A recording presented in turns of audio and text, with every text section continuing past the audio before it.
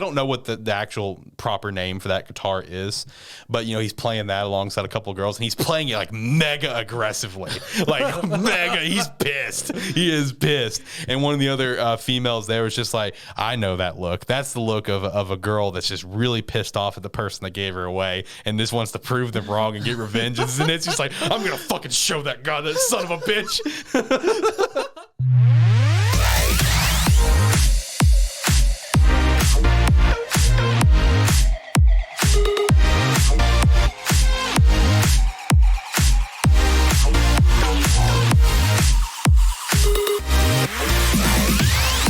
Hello. Welcome into Anime Plus episode 59, the final episode of 2021 from our show. Episode 60 will kick off the new year. Very excited for that. Got a lot of good stuff, coming out for episode 60 that Zach and I are going to be breaking down. That episode will be dropping on January 2nd, and we're going to be talking about top 5 favorite new series to us that we discovered or came out this year in 2021, as well as top 10 series who we think that we had the best year of 2021. I mean, Zach and I, shit, man, we read like fucking 30 plus series. Yes, so easily. I mean, we can easily do this. We can easily do a top 10 for like who had the best 2021 based on the content that was released within this year. And then we're also going to talk about what we're excited for coming out in 2022, because Jump Festa has been fucking wild. There's been so much that's come out of Jump Festa over these past couple days. Stuff still coming out right now as we speak. So a lot of stuff to look forward to next year, as well as the Sakugan finale and the Takt Op Destiny finale. We will be talking about that on episode 60. You already heard his voice. I got Zach here in studio. Zach, how you doing? How you feeling today? I'm doing good. I'm ready to do this. Yep. Then we're doing another break, and we're just going to kill it again. That's right. Yep. Yeah, we are going to be on a break after this episode, just like we were last week. Just the holidays, man. Just the holidays. We got other stuff that we're doing. This break, of course, will be lining up with Christmas. Hopefully you have a wonderful Christmas. Happy holidays with your family or friends or whoever you're going to spend it with. And we will be back, like I said, on January 2nd with episode 60. And I think going into next year, Zach and I were talking about it, we're going to aim to have a set amount. Like, we're going to have an episode that we plan to end the year on. And right now, I think we're leaning towards episode 100.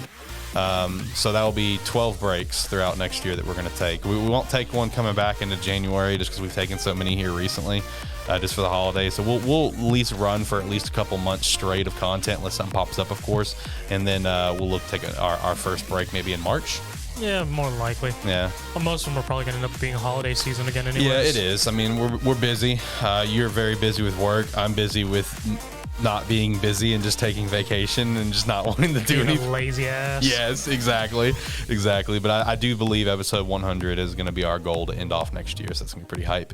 If you could go follow us on Twitter at Anime Podcast, we'd appreciate that.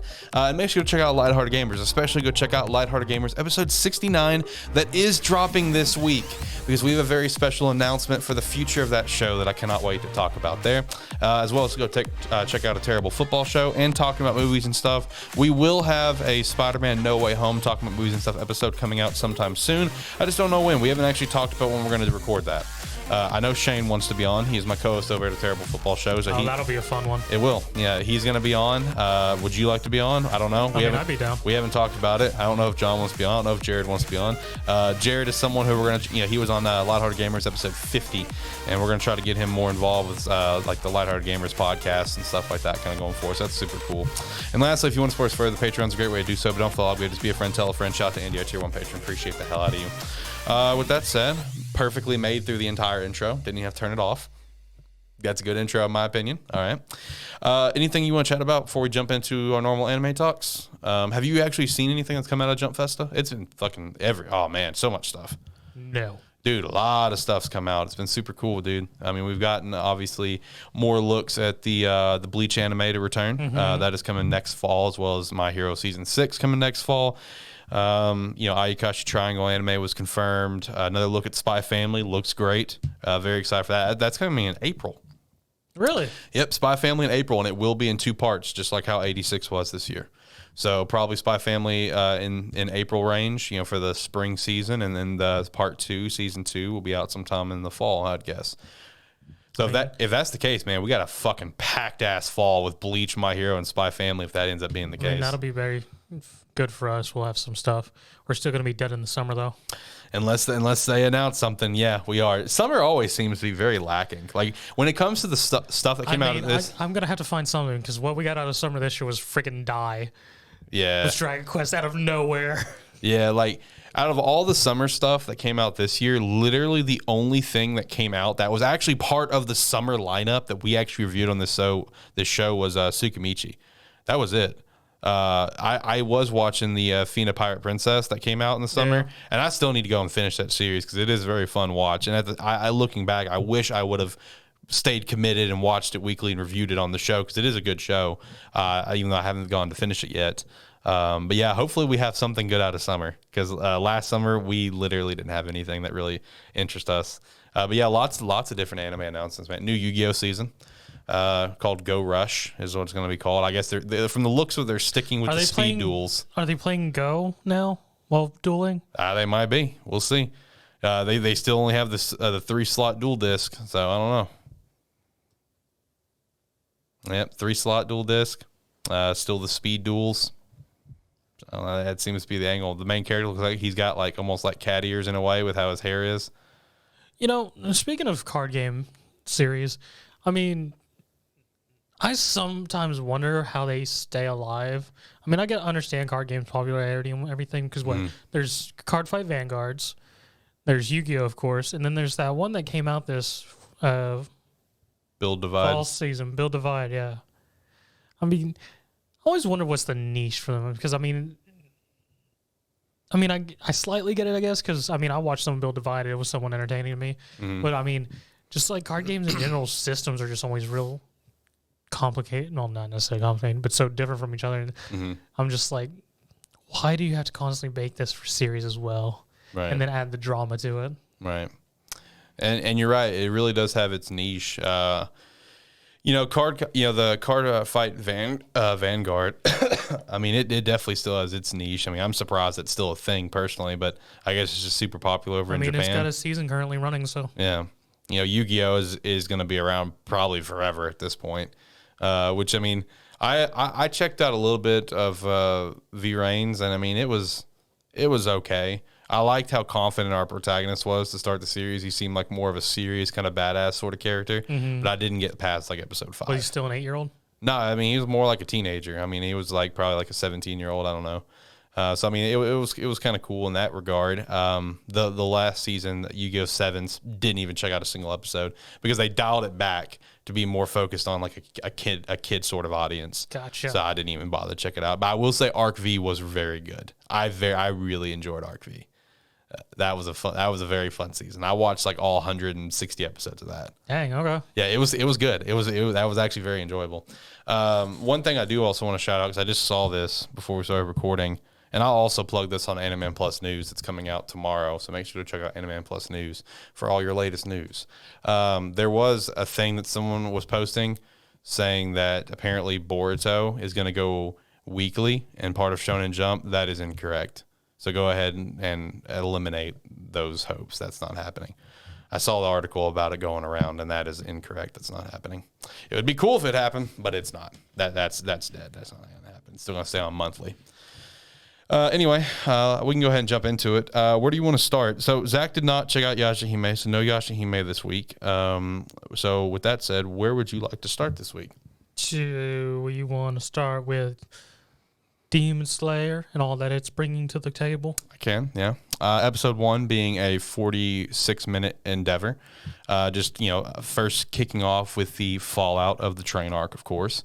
Seeing Tanjiro go visit Rengoku's family, see his little brother, get those actually his dad, who's a complete asshat. Yes. Yeah, exactly. Tanjiro give him a good headbutt.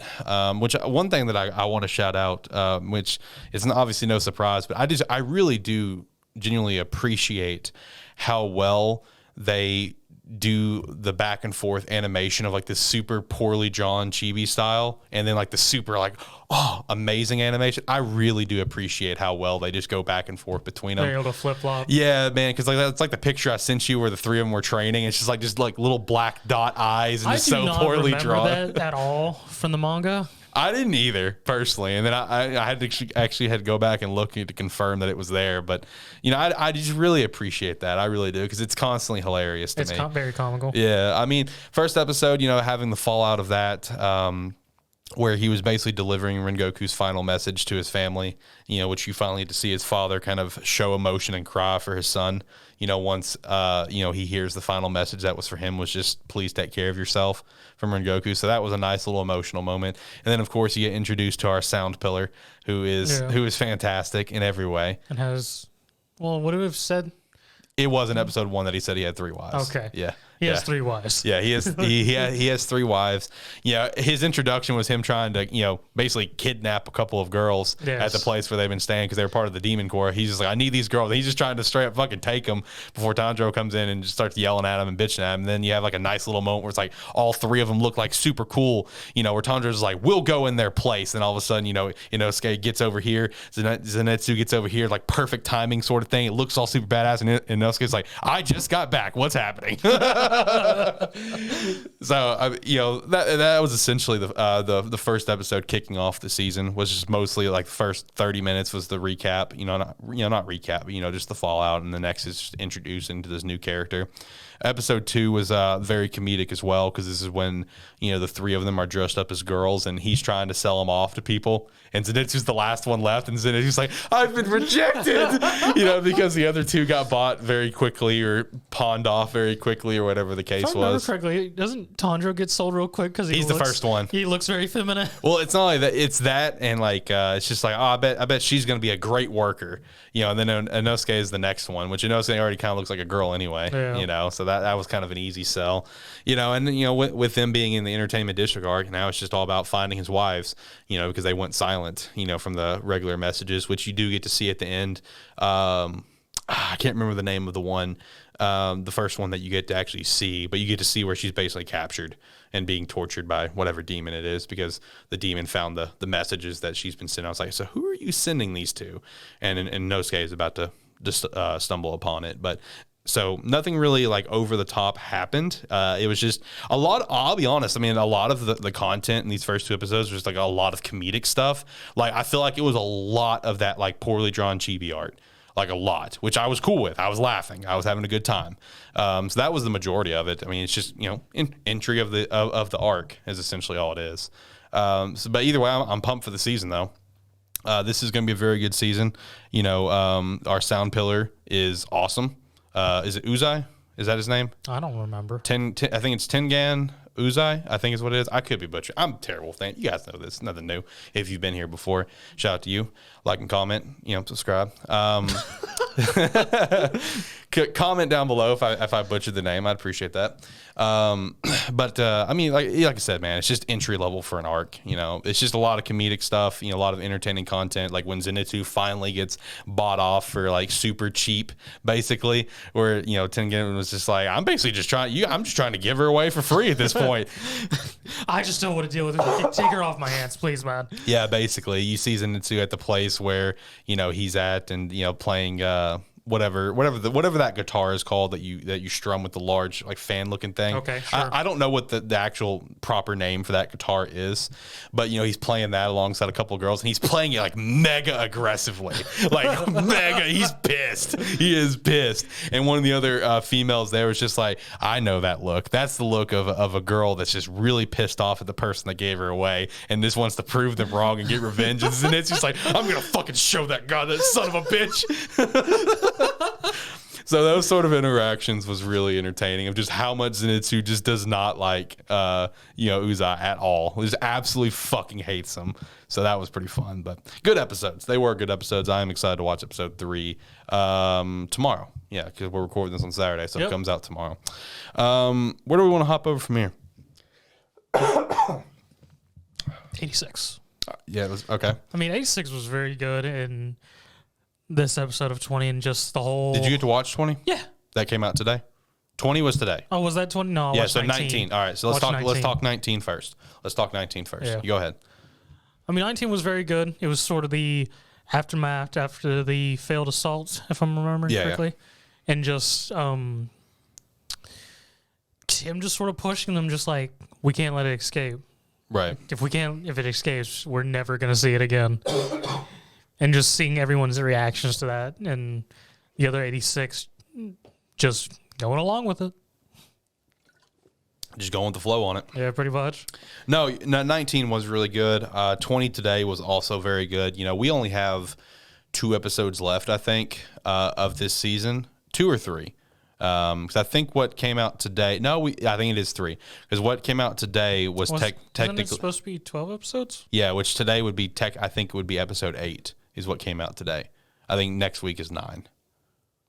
I think that would make sense if it's 20. I looked at the live chart earlier just to confirm that. So I think we only have a few episodes left. Today is was still another episode that didn't have like a whole lot happening in terms of like, you know, everyone's still at like the okay, we're chilling kind of phase, you know, before more shit's about to pop off.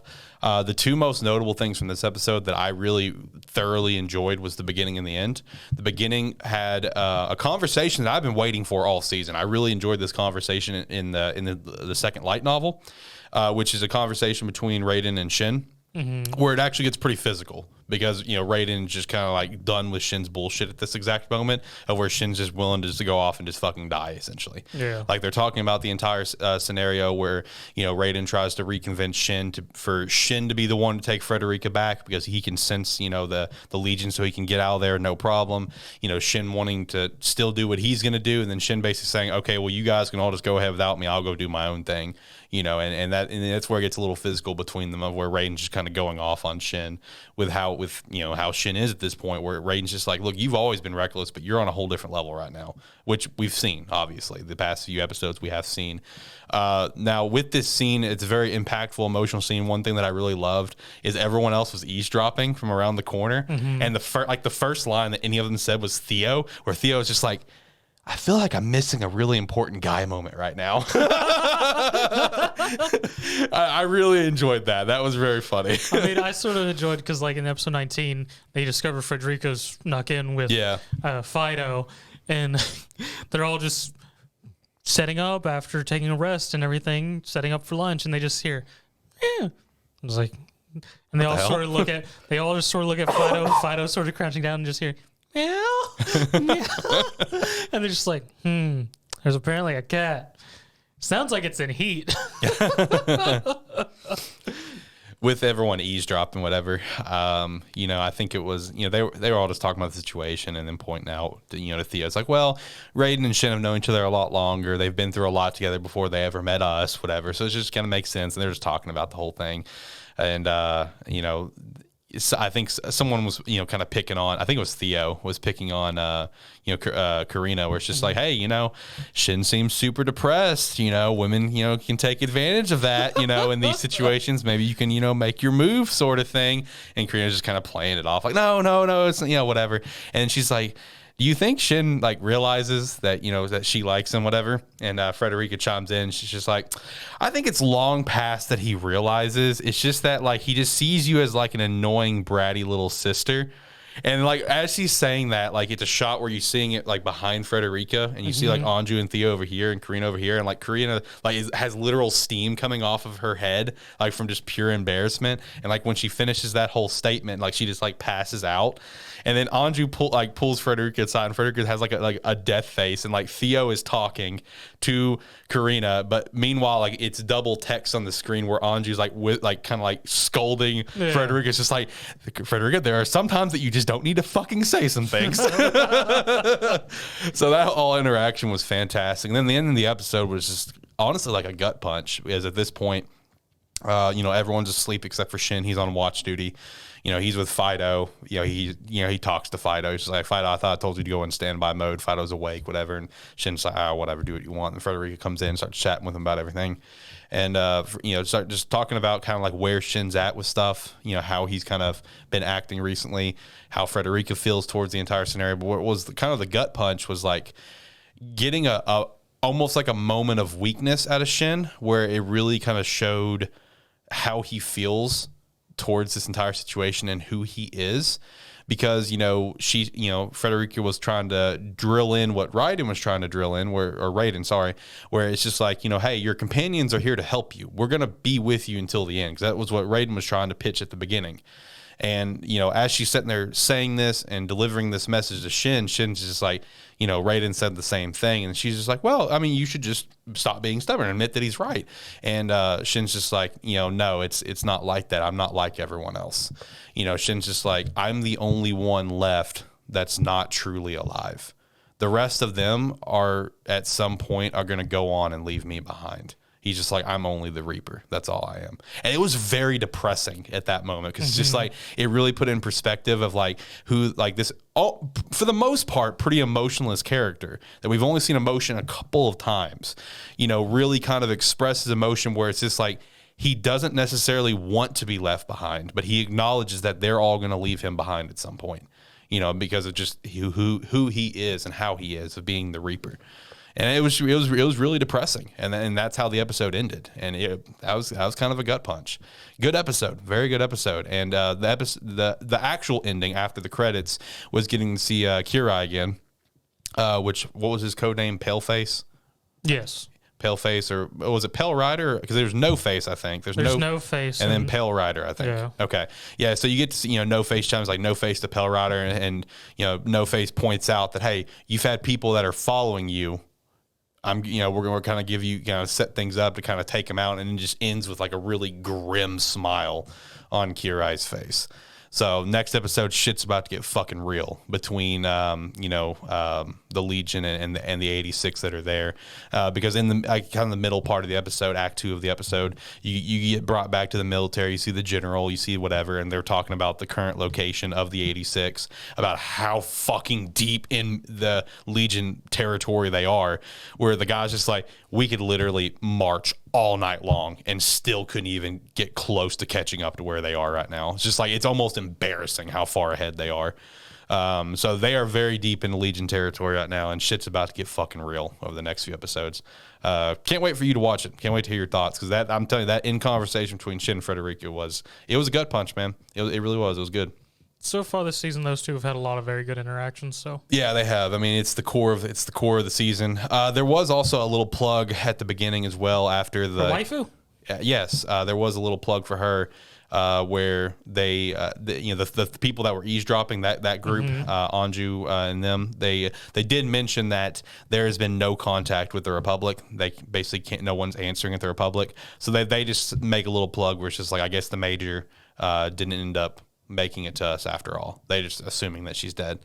So waifu will be brought back into the situation probably the final episode of the season, because that's kind of how it was for the light novel. Is like she does have an appearance, but it's basically the last couple chapters of the book. So I would probably say last episode, that is when we'll get to see Lena again.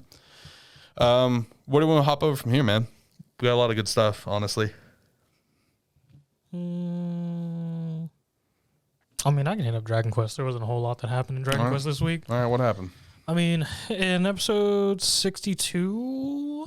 no, that's not right. 62 came out today, but I didn't watch it. Oh, okay, 61. So 61. 61 was... I mean, honestly, it was almost felt like a filler episode to me. It was just a... Because 60 ended with our queen of the kingdom that sort of helped keep everyone still have a resistance, saying something along the lines of, let me tell you a little bit about Avon.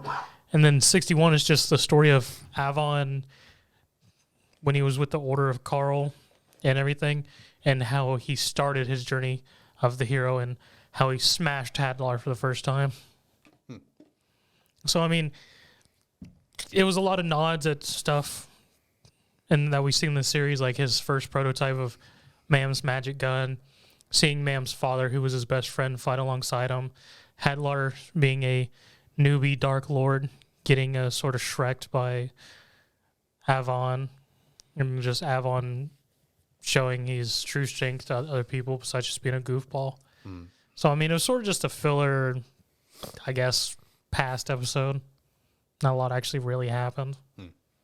Okay. Short and sweet then, I guess. Yeah, pretty much. I gotcha. I can do Platinum End real quick. Go for it. What Edgelord Darkness is going on this week? The fight is what's happening. The fight between our characters that are currently there and Metropoliman and a couple of people that he red arrowed. That's what's going on. The fight has actually started now.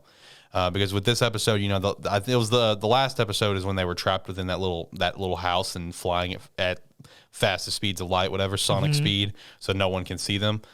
Still doing that. They're still flying, but leaving it as they had a moment where they basically tried to fake out whatever that guy's name is. Is it Hajime? I think is what his name is. The guy with the green and pink hair that's Metropoliman's fanboy. Oh, yeah, I think it's Hajime. You know, he's there, and there was a moment where like Mirai and it's Mr. Sure is what we call him, but Mercadie, whatever. I don't know.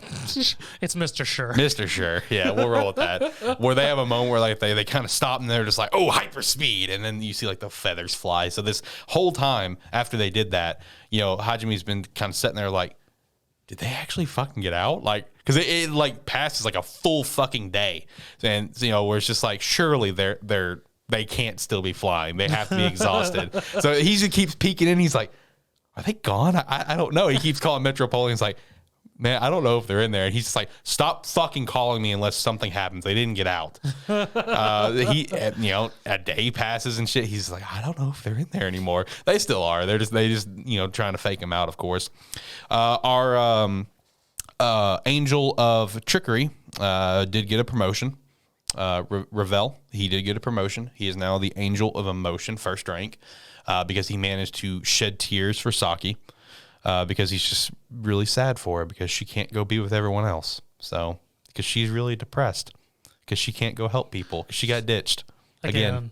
Yeah, she got ditched and kind of like got like a little bark moment from Mr. Sure where he's just like, you don't have wings, you can't help. And she's like, oh. Yeah, so then she was depressed. She went from suicidal to want to live to suicidal real quick. Yeah, exactly. And even Ravel kind of pointed it out. And he's just like, man, she was doing so good. Now she's back to being depressed again. Oh, God. Because he's currently trying to become like the angel of knowledge. And he's just like, he's in this room, just keeps accepting, you know, bringing in knowledge. And he's like, my head's about to fucking explode. I don't want to do this anymore. But because he shed tears, he did get a promotion. So she's got wings now. She has her little cat outfit. She has a cat outfit now. We haven't talked about that since, you know, because we went on break, but yeah, she's got a cat outfit, so that's cool. But you know, Mr. Sure defends it. Ravel even called him out. He was like, isn't this wrong? Is this what you're into? And he's just like, no, it's perfectly designed. You know, the tail is meant to exhaust heat. The ears can come down and be like a visor that can see this and do that and do this. This part of the suit can do that. This part of it's perfectly designed. It's meant for this. So once she gets her wings, she flies over to the battlefield, whatever, and she hits Hajime with a red arrow. So he's falling in love with her. But at the same time, he is such a diehard Metropolitan fanboy that he's fighting between the two. So she tries to basically like, kind of seduce him a little bit where she comes out around the corner. She's like, ooh, hey. And he's just like, God, she's my type. Just look at those cat ears. Yeah, exactly. Because Metropolitan's like on the call. He's just like, what's wrong? What happened? Answer me. And the guy, Hajime's sitting there just like, God, I am Metropolitan's biggest fan, but God, I love her. until she finally, you know, I think she like blows a kiss. I don't think she did. But, you know, until she finally like, you know, gets him over where he's like, all right, yeah, I'm in love with you, Saki, whatever. Which then he, you know, basically stabs his sword into the dome a couple times to, you know, get it stuck in there. And at this point, Metropolitan knows something's up. So he goes to fly over there with his couple of lackeys that he gave wings to from some other dead god candidates. You know, which is going to ultimately set up a fight. You know, Hajime's defending Saki, whatever. And, you know, the other two, they bust out of the dome thanks to the crack that was created. You know, they still have Mr. Sure's family. So Metropolitan, man, he's just like, fuck it, I'm going to fucking kill you right now. We're going to fucking settle this. You know, so he's not leaving. The fight is happening.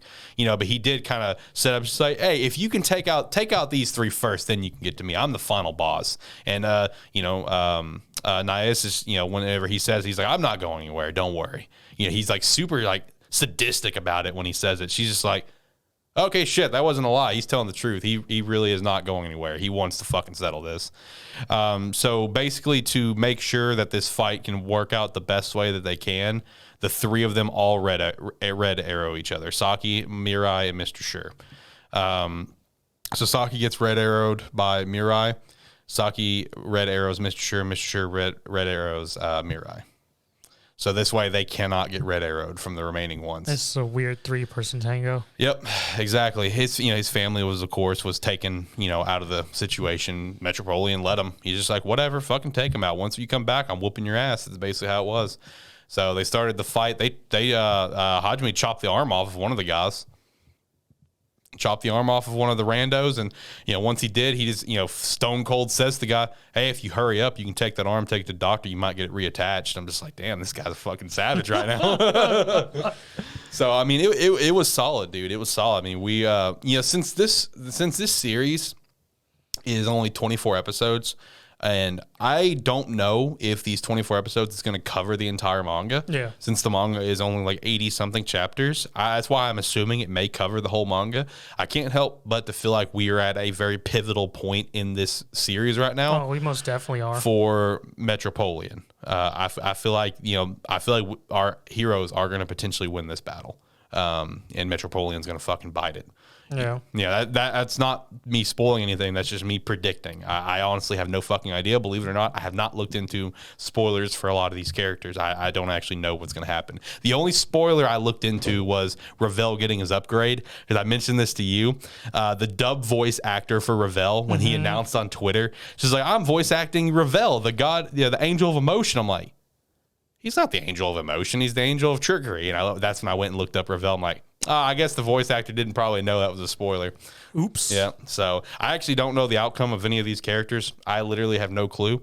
But I am predicting that I think this is going to be the end of Metropoliman. I do, because I feel like if that's assuming the series, this anime here is actually going to do the entire manga and not have a second season.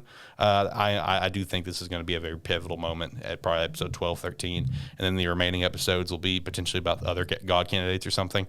That's kind of my assumption on things. You want to talk about let's talk about Takt Op. Yes. Takt Op was fucking Takt good. Op was dope. I mean, okay, this was, because I don't know if there was another episode that came out or not. Takt Op comes out on Wednesdays? Yeah. Right? Okay, yeah. So no, I'm caught up on this one. I mean, this episode had 2 what the fuck moments for him, but yes. in a good way. But it had 2 what the fuck moments where, like, literally the last, like, 5 minutes or 8 minutes of this episode, whatever, I'm just like, what is happening in this episode? That's how I felt towards the last few minutes. I mean, it was very interesting because this was the episode where Sakugan started off with Sakugan just stabs his hand into the black meteorite of the D2 and makes the Symphonia a giant hive for D2s. Yep. And more or less starts offing all the sciences and whatnot, and we finally get to see some other muse arts. That was cool. They all looked super dope. Yes. I also want to say one thing that was good, that was interesting little tidbit from the beginning of the episode is we did get an actual kind of a better idea. It's put more into clarity of the timeline that we're looking at for Takt's health. Yes. Where what's her name, Laurette? Yes. Said that at this rate Takt has like a month to live at this point. Most. Yeah. So that was also a little extra tidbit at the beginning. But yeah, all the muse arcs that we get to see, we didn't get names for any of them. They were all just real quick, like in passing, whatever. Yeah. But we did get to see at least 3 other ones, and that was really cool. Yeah, it was like a marching band girl, some sort of rocker girl. Yep. Valkyrie came back. Yeah, Valkyrie came back. That was cool. There's one other one, but I can't really remember what her design, because she was sort of far off in the background. There was the marching band one, and then there was like one that had like blue hair, and I think she had a gun. She was the rocker one, yeah. And then there was one that had like claws. Right. Yeah. That was the order they showed them. Yeah. Yeah, is the one with the claws is the third one. Then we see Valkyrie come back later. Yeah, and then for the most part, it's Takt, Destiny, and Titan rolling up to come fight because Anna, she left a note saying, "Hey, I was going to the Symphonia," and he's just like, "Shit." Yeah, so Takt takes Titan and Destiny there to go fight, and they fight their way through the Symphonia with all the D2 spawning in there and whatnot. They do eventually find Lotia and An, thanks to Valkyrie saving them. Mm-hmm. And then it ends on a freaking wonderful note of they get down in the basement. and a bunch of D2 are starting to spawn, and Hell shows up with holding Heaven. Yep. And they're sort of just like, we're going to fight? Hell just gives Heaven a look, and our tuning fork's just sort of floating there, and Heaven just sort of smiles, does something. The tuning fork float and just pierces both of them. Yep. I was just like, what the fuck just happened? That's sort of what I was like. I was just like, what? They turn into a pile of black goo and become one. Yep. With Orpheus, I believe was the new name. Yes, Orpheus was the new name. She looks cool as fuck. I will say that. A couple other things from this episode that was super dope is, bro, like there was that one moment in the episode where like we talked about this before, whatever. It's just like, is it possible to get more than one and control more than one music card? There was that moment where Talk was ordering 3 different ones between Valkyrie, Titan, and Destiny. And I'm just like, is this fucking guy going to get 3 different music arcs? Because that would be some fucking shit. That would be super cool. No. And then, of course, there was the one fucking curveball that I did not see coming with Anna kissing Talk. It did not. I did. Oh yeah, that came out of fucking nowhere. It did. Like I legit. I don't know if I'm an idiot or if I am with everyone else in saying like I don't feel like there was ever any actual romantic buildup between those two because I felt like it was all towards Talk and Cosette. It was. So like I don't know if I'm just an idiot and didn't see it or if that really was out of nowhere. So I'm glad you're agreeing with this as I felt like that was really out of nowhere. Even it addresses it because even on just like I have no idea why I did that. Yeah, and Destiny tries to address it down in the basement when they're walking, and she's just like, "You're very quiet," and it's like more quiet than usual. She tries pointing it out, which is like, because of what happened with my big sister Anna, and he just like cuts her off, and he's turned around where you can't see his face, but then she points out, she's like, "Maestro, your face is very red right now." That came out of nowhere, bro. I mean, it really did. I mean, I guess it sort of makes sense because she stayed behind with her younger sister to take care of him. Yeah. So I mean, I guess there was seeds there, but I guess I really don't know. I don't know either because I'm dead ass serious. I really thought it was just all built on Cosette and Talk, and even now, I feel like they were planting seeds for fucking a music arc, and a fucking conductor to get together. Because they were planting the seeds with Destiny and Maestro. I mean, fucking Anna, helped push for them to go on a date. By ditching them, remember? Yeah. So it's just like this kiss came out of nowhere, bro. Like it really did. I mean, if you really want to throw it out there, I mean, Hell was really pushing for the Valkyrie Talk, just having Talk force himself on her. Yeah, I don't fucking know, bro. But next episode is the last episode, which is very depressing. And, one thing that's also depressing about this is like, we have no idea if like this is the last episode, period, or if this is just a season 1, because there is no other content for us to refer to. I mean, there isn't, because as we've mentioned before, this is a phone game over in Japan. Which also I want to point out, I just found this out. The phone game never actually came out. It's supposed to come out. Oh, it's not even out yet? Yeah, no, they delayed it. It was supposed to already be out. So this whole time we've just assumed there was a phone game. There's not. Because I wanted to go look up like other Muse arcs, for example. Yeah. I wanted to go see other characters and stuff. And it's just like, oh yeah, the phone game was delayed indefinitely. I'm like, indefinitely? Yeah, that's what they said, indefinitely. Fuck. I'm just like, damn. Because I was kind of wanting to see if like, is it ever going to come out over here? How in the world did this license get an anime if it got... I don't know. Map and Madhouse just said, yeah, we'll do it, I guess. I don't know. So that's one thing that I am kind of concerned about going into episode 12 is like, is this, because I mean, like, let's be real, just based on how this is being set up, I mean, they could very well end the series with 12. They could. I mean, yeah, they very much could. It could be just a sort of close cut thing and just be like, and thus we continue to fight the D2 or whatever. Which would be very depressing if it just ended like that. But at the same time, I get it. So I don't know. We'll see how 12 goes. I hope the series doesn't end. I would love to see a season 2. This has been a very fun ride. Yes, most definitely. One of the underdogs from this season, for sure. Yes. Very, very beautiful animation, great story, great character building. Besides the On and Talk relationship, no, not much building there, but apparently it's a thing. I don't know. I can't get over that, man. It really did just come out of nowhere. Enjoyed the use of classical music. That is true. Throughout the fights and things like that. That is true. And of course, since we were on a break last week, we didn't get to talk about it. So let's talk about it briefly, man. Big F in the chat for fucking Lenny. Titan's OP as fuck. Dude, Titan is broken. Friggin' takes off her ribbons, can suddenly friggin' have 2 shotguns and move faster than anyone else. Yeah, episode 10 was the battle between like Lenny and Talk and is his name Sangan? Sagan. The battle between them, which that was an intense fight. That was a very intense fight, very beautifully done. And like Zach saying, Titan was busted as fuck. And then fucking my boy Lenny, man, I was so depressed. That was a very depressing end. I mean, and it was a very like that episode 9 were very heavy of all of Lenny's backstory with Titan and whatnot. And it was just a very quick build up of just Lenny got fucked. Yep, just death flags right here. Death flags are popping up. Anyway, so the last up here on the slate is Sakugan episode 11, which is also the second to last episode.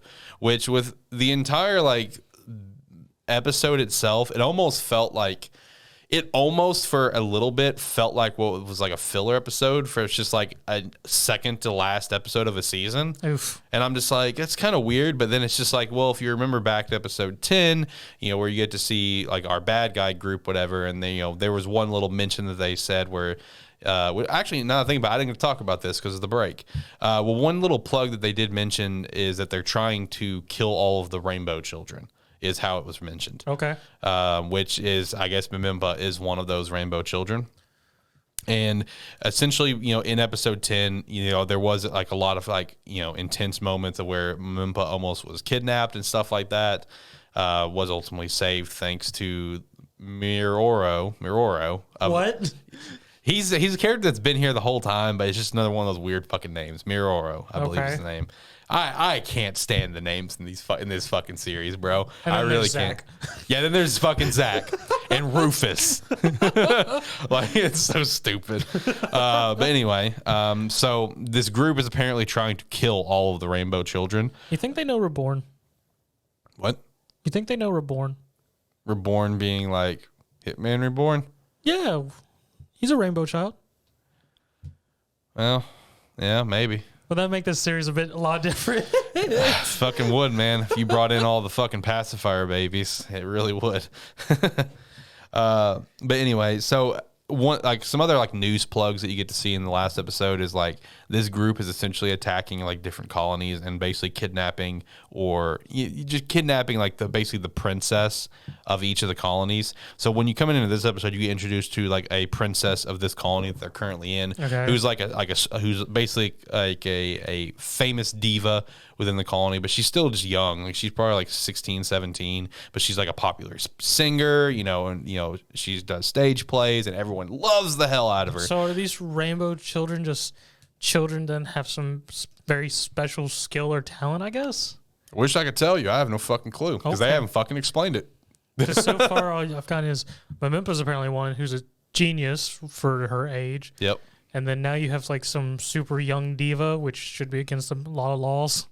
Yep. I don't know, man. Unless I'm stupid and I missed it, which is completely possible. Let's be real. They haven't actually explained what the Rainbow Children is, other than it's just like the Rainbow Children could like potentially make it possible, to my understanding, and I also did some Reddit reading on this to get some other people's opinions so I can kind of understand what the fuck's happening here, is apparently there with the Rainbow Children, it's a possibility that they could basically make the top livable again.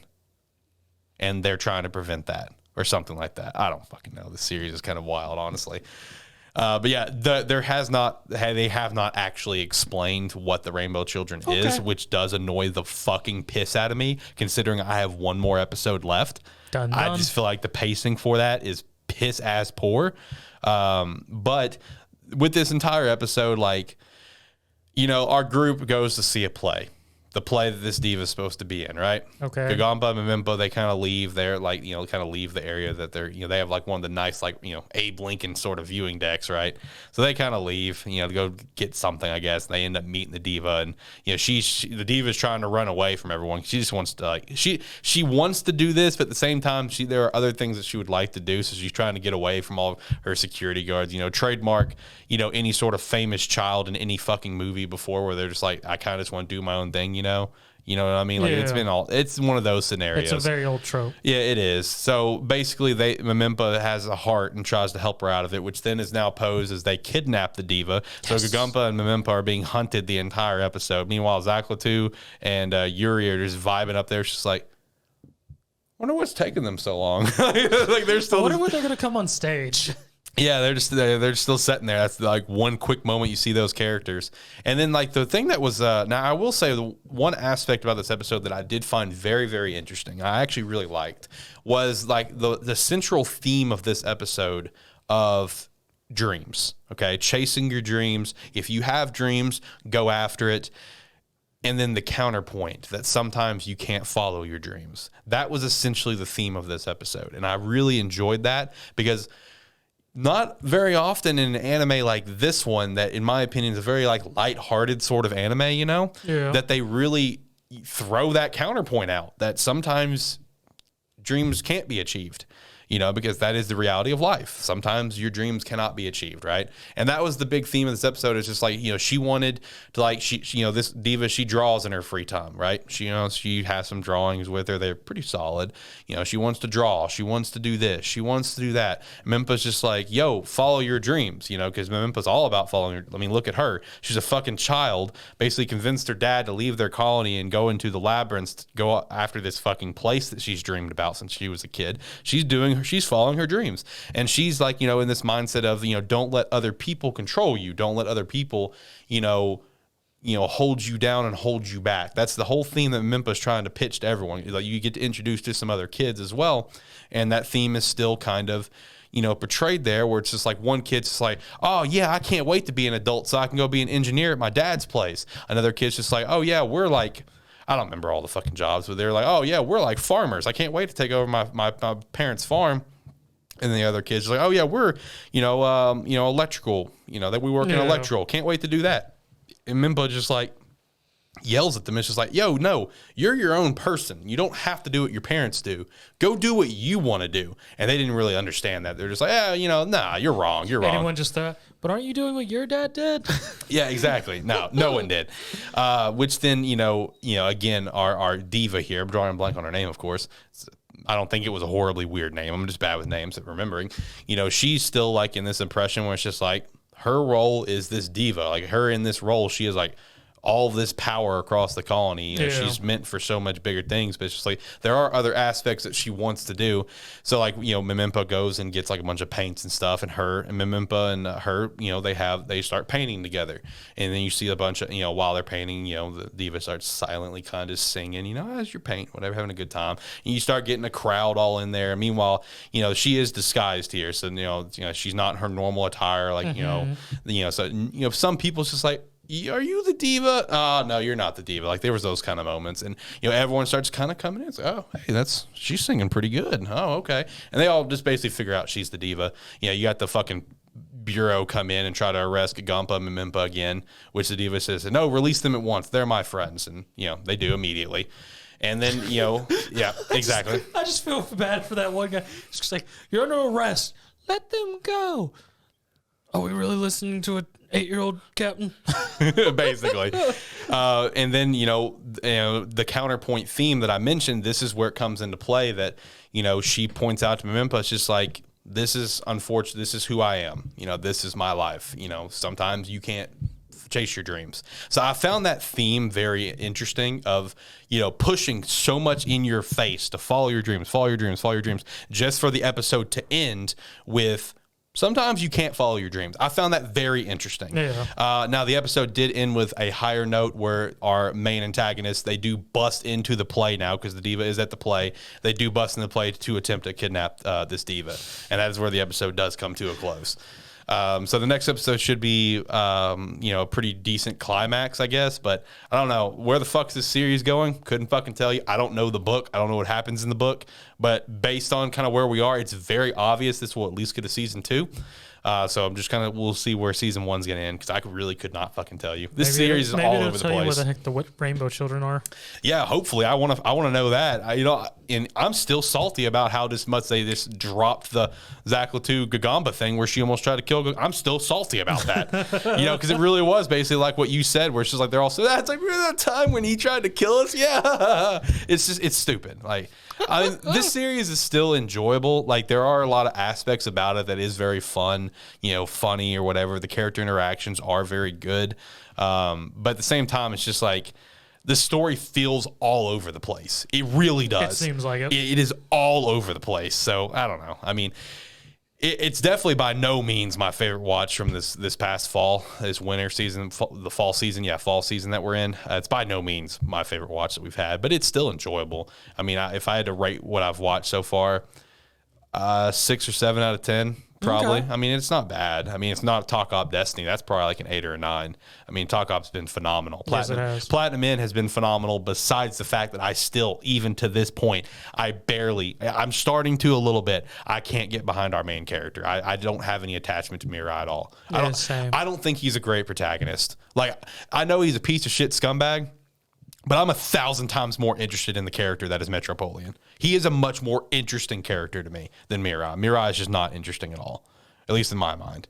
Metropoliman, I guess it's because of how like charismatic he is, you know, it just makes him easier to kind of draw into. But like, I think Metropoliman is a phenomenal antagonist. I really do. He most definitely is. Yeah, he's a phenomenally written antagonist, as well as the voice actor does such an incredible job with Metropoliman, where it really kind of draws you into, you know, the antagonist character. But our protag, I don't have a lot of opinions on. So that's the only weak point to Platinum In to me. The weak point is our two main characters of Saki and Mirai are just like so.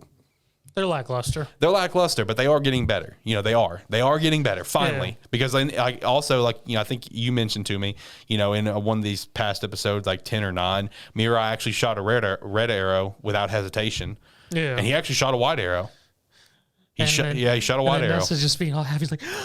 Yeah, she was, because I think it was actually episode 11. He shot a white arrow, and now he's just like, oh my god, he shot a white arrow. He's gonna kill somebody. Yeah.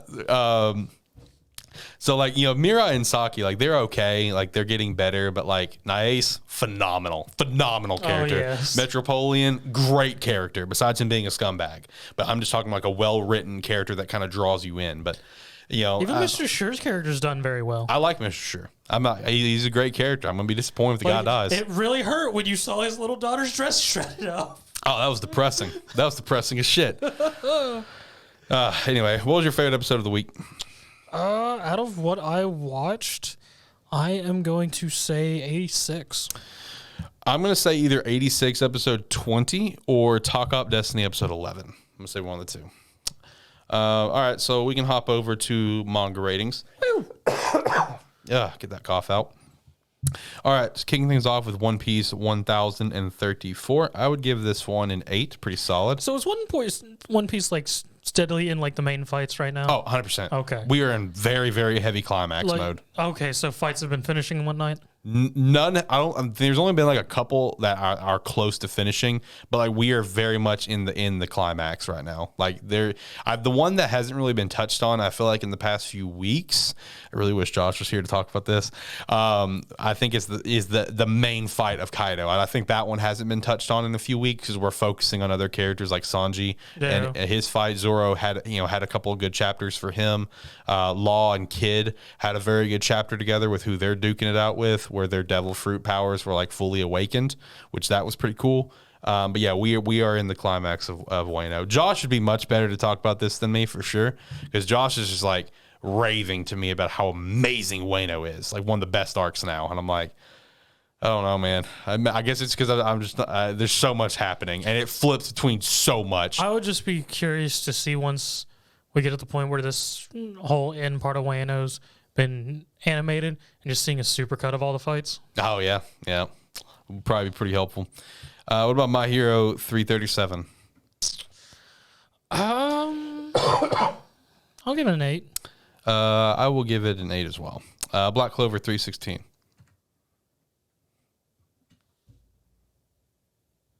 I mean, I give it a 6.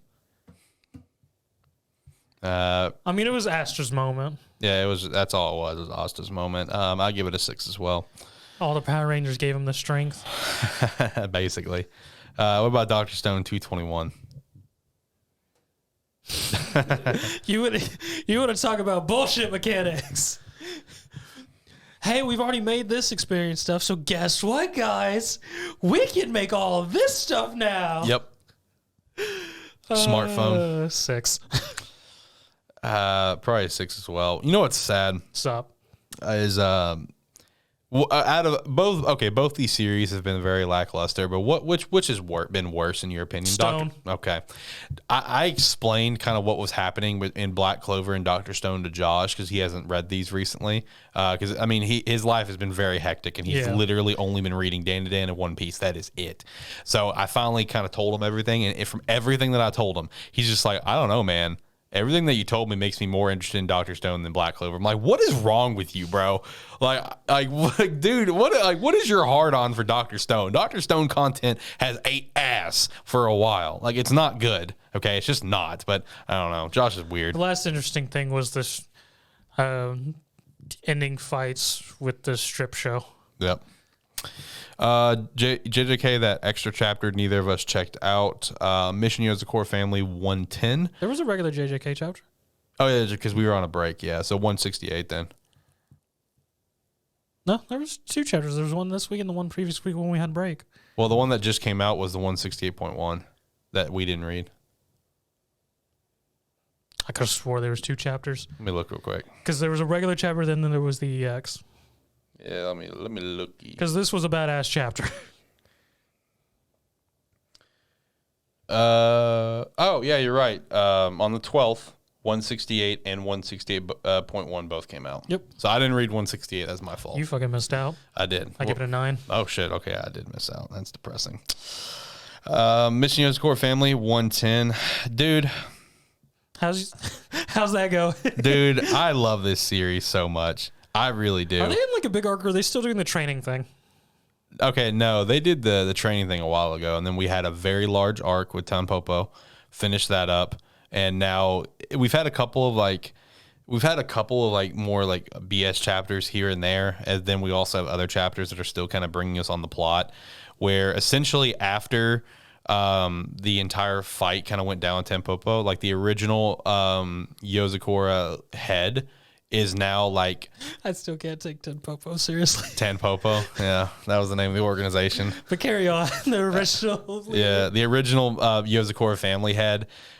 Basically, she's kind of been alive this entire time in one way or the other through our main antagonist, but now she's kind of like living throughout Taiyo. Like you'll see like blossoms start to bloom, and that's her powers, essentially her spirit or essence or however you want to refer to it. And she basically just wants to get put to rest. So she just made him a dryad? More or less. It's all right. But basically she wants to be put to rest, and that's one thing that Taiyo is trying to accomplish. But in that sense, you've also got to see the second head of the family. You get to see the second head of the family. You get to see another head of the family, which I haven't pulled up in front of me. How many heads of the family are there? We're on the 10th generation. Oh, God dang it. Yeah, so there were 9 previous heads, and they are all deceased. Are there going to be a council of the heads? It might be. I think I understand why you like this series so much. It has a lot of Hitman vibes. That's right. I've known that for a while, dude. It has a lot of Hitman vibes, bro. It really does. It has a fucking shit ton of Hitman vibes, and I'm here for that. But I'd probably give this chapter an 8, a good chapter. I really love this series, man. And I really wanted to have an anime, and I'm kind of depressed that Ayakashi Triangle got confirmed for an anime first. Cat. Harem always wins. Yeah, I know. The harem always fucking wins. I'm very upset about that. Mission Yozakura Family will have its justice one day. Fuck you. Yes, it will. It will get its anime, and it's going to be great, and I can't wait to talk about it. Undead Unluck 91, I did not actually get to read. That's my fault. But Mashal 89, I did read, and it was a very good chapter. It was a very good chapter. I'd probably give it a 9. I'd give it an 8. Sakamoto Days 51, also a good chapter. Very bloody chapter. Yeah. Very, very bloody chapter. It was a freaking solid chapter. I still have no idea what's entirely going on, but it's awesome. That's right. I'll give it a 8. I give it an 8 as well. Loose Samurai 43, I did not read, unfortunately. I mean, I'll give it a 9. It was a very nice... nice... Yeah, you told me that. You told me I missed out. Very nice callback and just sort of wake up thing moment for our MC, just situations and things like that. What about Blue Box 33? I'll give it an 8. I give it 8 as well. Ayahashiman Chapter 5? This series is so fucking good. This was a very good turning point for it. I mean, it was very solid. I'll give it an 8. Give it 8 as well. Doron Chapter 3. I'll give it a 6. Did not read that one, but that does not give me a lot of hopes. How was chapter 2? Oh, what, Doron Doron? Yeah, I don't think I didn't read that either. I've only still read chapter 1. Because chapter 1 to me was very subpar. It was 7. Doron chapter 2, more or less MC and his ghost buddy go to appear and have a heart-to-heart where they get spotted by, I don't remember if it was an officer or just another samurai. I think it was just an officer and whatnot. And they don't notice him, and he was trying to sneak away, but as he's walking away, they get attacked by one of the evil spirits, and MC turns around and kills it real quick, and there's a moment of the guy thanking our good spirit for saving him, and pieces out.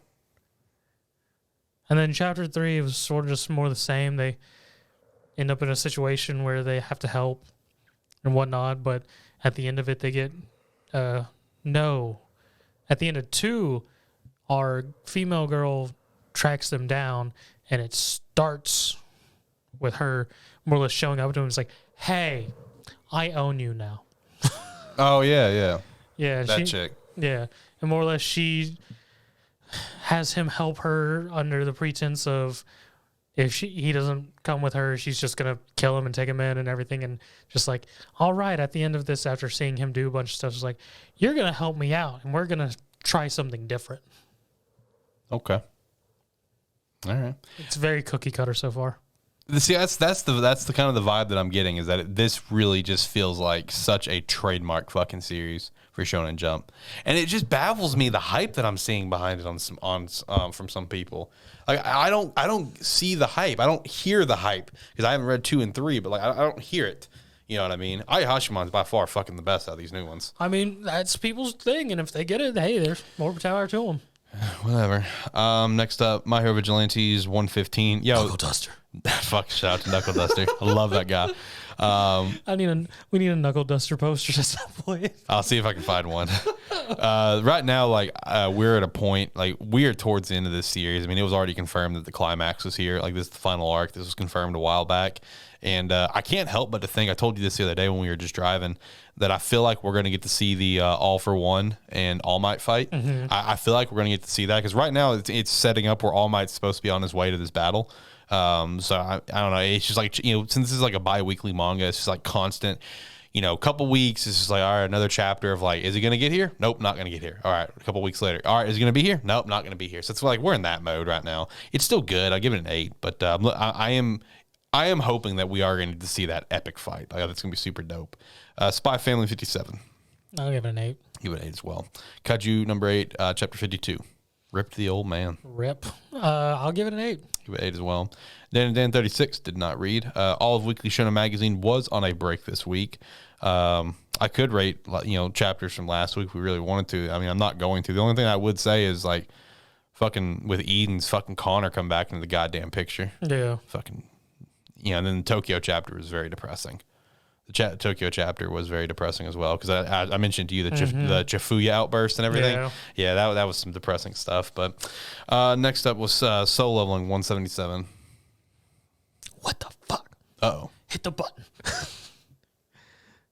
What the Yeah. What the fuck? Had to think, like, which color is it? I mean, it was good. I mean, I give it a 9 overall for the chapter. It's just a point of just me going, I understand why you're doing this, but what the fuck? You said you gave it a 9, though? Yeah. I didn't read that one yet, so I'm looking forward to it. But what I did read is adding back to the lineup. It is back from a break. Unordinary is officially back, which is super, super exciting. Unordinary is absolutely fantastic. Definitely recommend giving it a read. How have you felt with the season kicking off? I feel like it's been super fucking good so far because it's just been John trying to fit himself back into this this world that he basically fucked over. Him obviously really giving up the title of king, pulled in the previous king and what's her name, Remy, thank you, and Sarah in there to basically tell him that, hey, I want to give up the title. Which then goes to Blake. But I mean, I feel like this return has been great. It's just been John trying to figure things out. He's still got some rage, but he's working through it. What's been your thoughts? I mean, I'm not entirely hyped for it yet. I mean, it is just a reintroduction in so far. Yeah. I mean, mostly seeing John sort of being a normal person rather than a paranoid wreck. Attempting to be a normal person and everything. Seraphine being a badass again. And overall, I mean, it's just a enjoyable walk back in. I mean, I'm not like terribly hyped yet because not entirely sure where it's going quite yet. I do give the most recent chapter an 8 for possible best friendship in the series, possibly. Yeah, possibly. John and Blake. Man, talk about a turnaround if these two ends up being like best friends. Because where this chapter in was trying to... All I see is Seraphine stopping time and those two just laser beaming. Yep. But yeah, John went to Blake to try to get advice about how to get into the safe house because he wants to go on this trip. Because he's super sus of Sarah. Yeah, he's super sus of Sarah right now where he thinks something's going to happen. Because in the chapter before, when him and Sarah walk down the hall, he senses a present thanks to his ability where he spots someone invisible and he starts connecting the dots where, hey, when she lost her ability, there was someone invisible there too. They've been tracking him the whole time. One thing, he keeps connecting the dots and then he has like a little, a very quick, like single panel, like mental breakdown moment, just very briefly where he realizes that, oh, hey, Sarah and them, they were trying to tell me this, but I was so pissed off that I didn't listen. We get that little flashback. Yeah. So we get that one little moment where he just gets really pissed and hits the wall, and that's where Blake kind of like, shut the fuck up, whatever. And which is, again, it's where, he goes to try to talk to Blake and maybe kicking off a potential best friendship between the two. No. We'll see. Blake's going to tell him to go F off next chapter. We'll see. He most definitely is. Hey, you never know, man. This could be the beginning of a beautiful friendship. That'd be quite the turnaround if it was, though. What about Week Hero 168? I'm super down with what's going on in Week Hero right now. I really wish I could just read it straight, though. Right. Have you been reading it at all, Riz? Yeah. Friggin', we have 3 different fights going on, and just Jake and the other second just... They're walking. They haven't even fought yet. They're just walking to each other. And I'm just like, well, this is going to be badass. Because we have 2 guys who are being tricksters, 2 guys who just want nothing to do with this. They want to just fight, get it over with. And then we have Wolf and the other crazy bastard. Yep. I love that shot of Wolf where he's like 3, 2, 1. And then he's taking off his glasses. He looks like a psychopath. He's like, yeah. And they're fighting in a bathroom. Yep. There's so much shit happening right now. And just Donald going, you kids go nuts. Deuces. I'm going to go say hi to the boss. I give this chapter probably an 8. I give it a 9. What about LC 147? There's some pretty serious stuff going on right now in LC. I give what's happening right now an 8. Okay. Finally introduced a couple chapters ago. It finally introduced that there is a World Academy for New Awakened and whatnot, and they've come to our Korean school to more or less be pricks. Okay, right on. What was your favorite chapter of the week? Week Hero. Week Hero was good. I don't know. I've been sitting here thinking about like what's gonna be my favorite. This whole angle that brought back up My Hero out of the blue was kind of. You owe her an apology. I ain't apologizing for shit. I'm not apologizing for shit, bro. I don't know. I would say my favorite chapter is honestly potentially Blue Box 33. Blue Box was good. Yeah, it was a good chapter, so I'll probably roll with that. All right, well, that is it for the show, I guess. I got nothing else. Again, we will be on a break next week for Christmas. Happy holidays once again. Episode 60 will come out on January 2nd to kick off the new year, where, again, we will be talking about our top 5 favorite new series that came out in 2021, or favorite just new series to us that we just happen to check out finally. Like, for an example, Week Hero, I just checked out this year, so that would be one in contention for me. And then we will also talk about the top 10 series that had the best year in this year from the content that was released. And this is most now that part, the top 10, that's pretty much referring strictly to manga or webtoons. You know, we're not going to necessarily talk about any anime, just the actual fresh content coming out. And then also what we are excited for in 2022, we have a pretty good slate coming out of content between a couple of notable movies like One Piece Red, the Dragon Ball Super movie, the Black Clover movie. So we had some good movies coming out. And then, you know, some different animes confirmed, like season 6, Bleach. We have Spy Family, of course. Rising of the Shield Hero. Rising of the Shield Hero. That one is in spring as well. So, yeah, Spy Family and Shield Hero in spring. Ooh. Well, Shield Hero is currently in spring. Currently, yeah, that could change. We have Orient coming out here in a couple weeks. That's one that I'm excited for. That's from the Magi creator. I never got into Magi. I tried. I gave it a legitimate shot, but Magi was good. I didn't really get into it. But I am excited for Orient. The description for it sounds pretty neat. Sounds pretty nice, and the animation looks awesome. I think Orient's gonna be one of the more like headline series for this upcoming winter. I can see that. Outside of Attack on Titan, of course. Which, unless Josh does come back on the show sometime in the near future, that will not be talked. Even if he does, I don't think he's gonna watch it. Yeah, he was sort of really not having it towards the Yeah, end. I think he's done with Attack on Titan. I don't think he's gonna be checking that out. So I don't think that's gonna be part of our lineup. And then, of course, with episode 60, like I mentioned already, we will have the Sakugan finale and the Takt Op Destiny finale. Which out of the two, obviously, Takt Op is the one that we are very pumped for, because like I was kind of mentioning earlier, is this going to be the end of the series? Is this going to be the end of a season 1? Will we get a phone game? Yeah, will we get the phone game that it's supposed to be? We will see. We will see. Zach, any last thoughts on anything we talked about or anything in general before we get out of here? Nothing really. All I got is my usual thing of like, comment, subscribe, rate, whatever your platform allows. It does help. If you like what's going on, you can hit the subscribe button. If you actually want to know when we put things out, you can hit the bell, and YouTube or whatever platform you're on will let you know. And you can do that at youtube.com/Sparky3. And Merry Christmas, everyone. Do everything that he said and more, and we definitely appreciate it. Like he said as well, Merry Christmas. Hopefully you have a wonderful holidays. We'll see you guys next year. Anime Plus news, though, will still be going on as normal. That will still be coming out every Monday. Don't worry about that one. But Anime will come out next year. So, yeah, see you guys next year. Later. Bye.